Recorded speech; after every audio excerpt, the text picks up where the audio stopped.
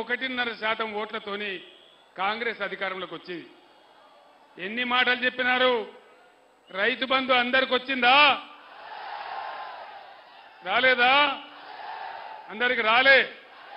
అయా ముఖ్యమంత్రి, ఇది ప్రజల భాష, నేను ప్రజల మధ్య నిల్చొని మాట్లాడుతా ఉన్నా. రాలేదా రైతు బంధు?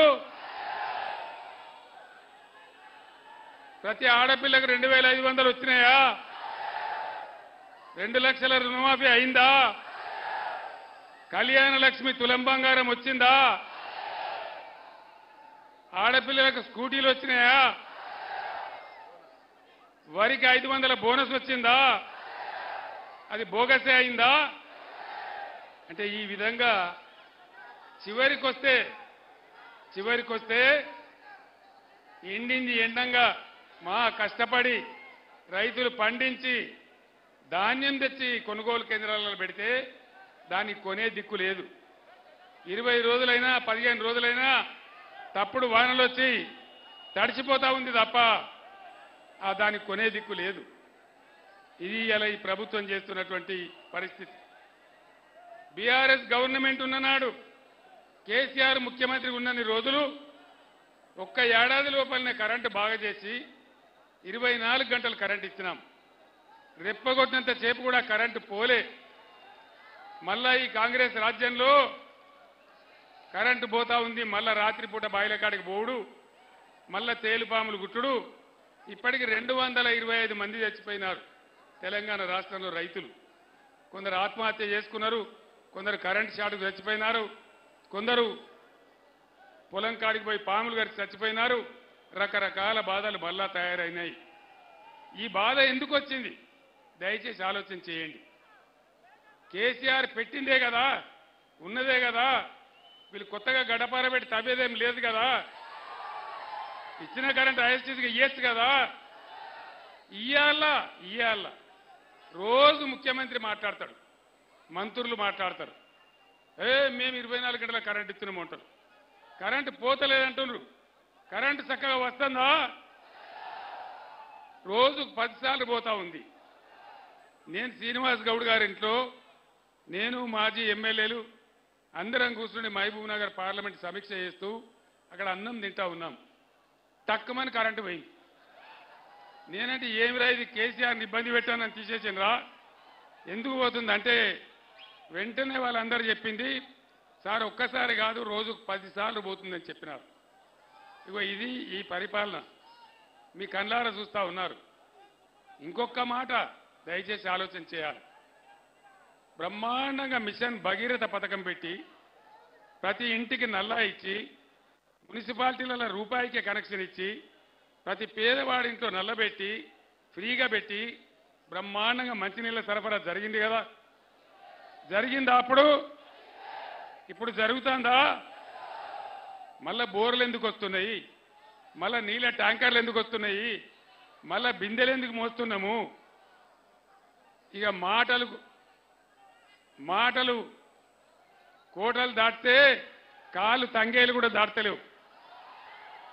ఇప్పుడున్న ముఖ్యమంత్రి, అయ్యా ముఖ్యమంత్రి ఇదేం పనే బాబు, నడిచిందని నడిపేయచ్చు కదా కొత్తగా లేకున్నా, నువ్వు కొత్తగా ఏమైనా ఇయ్యకున్నా.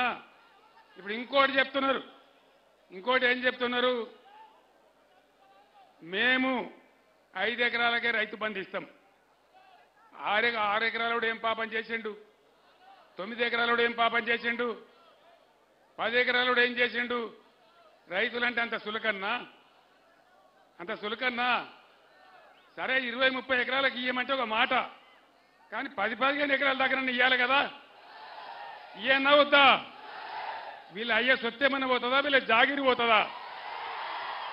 ప్రజల సొమ్మే కదా. ప్రపంచంలో ఈరోజు నేను ఒక్కటే మాట మీకు చెప్తా ఉన్నా, గవర్నమెంట్ సపోర్ట్ లేకుండా ఏ దేశంలో కూడా వ్యవసాయం జరుగుతలేదు. అందుకే నా మెదడు కరగబెట్టి దేశంలో, భారతదేశంలో ఇంతకుముందు ఎప్పుడు లేనటువంటి రైతు బంధు తీసుకొచ్చినాం. టంచనగా పడుతుండే, టంచనగా రైతు బంధు పడుతుండే, టింగు మరి మీ సెల్ ఫోన్లు మోగుతుండే. బ్రహ్మాండంగా దర్జాగా మీరు పంటలు పండించినారు. ధాన్యపు రాసులు వచ్చినాయి. మీరు నడిమింట వండుకొని పొద్దుగాల పోతే బ్రహ్మాండంగా పొలం పారి కనబడుతుండే. ఎందుకు ఈ 5 నెలలకే 4 నెలలకే ఇంత దుర్మార్గం ఎందుకు అంటే ఏం జరగాలి? ఆగు ఇప్పుడు ఏం జరగాలి? ఇవాళ ఏమన్నా పాలెలోకి పంచాయతీ పడుతుంది. పడ్డప్పుడు ఏం చేస్తారు? ఈయన ఒక పంచును ఆయన ఒక పంచును పెట్టుకుంటారు గట్టిగా వాదించాలని. మరి తెలంగాణ ప్రజలకు కాంగ్రెస్కు పంచాయతీ పడ్డది. ఇప్పుడు మరి ప్రజల తరపున పంచం ఎవరు? ఇప్పుడు ఎవరు? కేసీఆర్నా? కేసీఆర్ కొట్లాడన్నా? యుద్ధం చేద్దామా? నేను మీ అందరికీ దండం పెట్టి ఒకటే మాట చెప్తా ఉన్నా, మీరు మద్దతు ఇవ్వండి. నా ప్రాణం పోయినా సరే తెలంగాణ తెస్తానని చెప్పినా తెలంగాణ తెచ్చిన మళ్ళా ఇయ్యాల మిమ్మల్ని నేను కోరుతా ఉన్నా. మళ్ళా మీతో నేను ఏం కోరుతున్నా అంటే, మీ తరఫున వాదించానంటే, ఈ దుర్మార్గ కాంగ్రెస్ ప్రభుత్వం మెడలు వంచానంటే నాకు మీ బలం ఇయ్యాలి. నాకు మీ బలం ఇచ్చుడంటే ఇక్కడ చదువుకున్నటువంటి మాజీ ఐపీఎస్ అధికారి మన ప్రవీణ్ కుమార్ గెలవాలి. ప్రవీణ్ కుమార్ అల్లాటప్ప రాజకీయ నాయకుడు కాదు, బ్రహ్మాండమైనటువంటి మాజీ ఐపీఎస్ అధికారి. ఇప్పుడు ఏం మాట అన్నాడు? నాగర్ కర్నూలు నియోజకవర్గాన్ని ప్రపంచ పటంలో పెట్టే స్థాయికి తీసుకుపోయే బాధ్యత నాది అని ఆయన మాట్లాడినాడు. మరి ఆయన ఎవరో కాదు, అలంపూర్లో పుట్టిన బిడ్డ.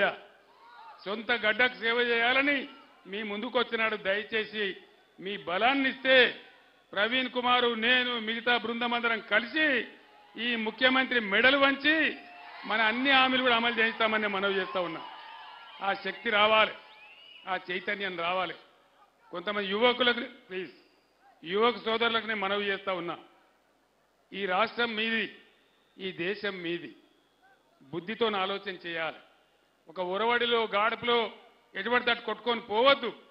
మీ ఫ్యూచర్ ముఖ్యం, ఈ రాష్ట్రం ముఖ్యం. ఓట్లు, ఎన్నికలు, నాయకులు వస్తూ ఉంటారు, పోతూ ఉంటారు. కానీ మన బతుకులు నిజం. మన బతుకులు నిజంగా ఉండాలంటే ఇంకో పార్టీ పోటీ చేస్తూ ఉంది. ఎవరు? భారతీయ జనతా పార్టీ. అక్కెరకు రాని చుట్టం. ఒక మాట చెప్పన్నా, నరేంద్ర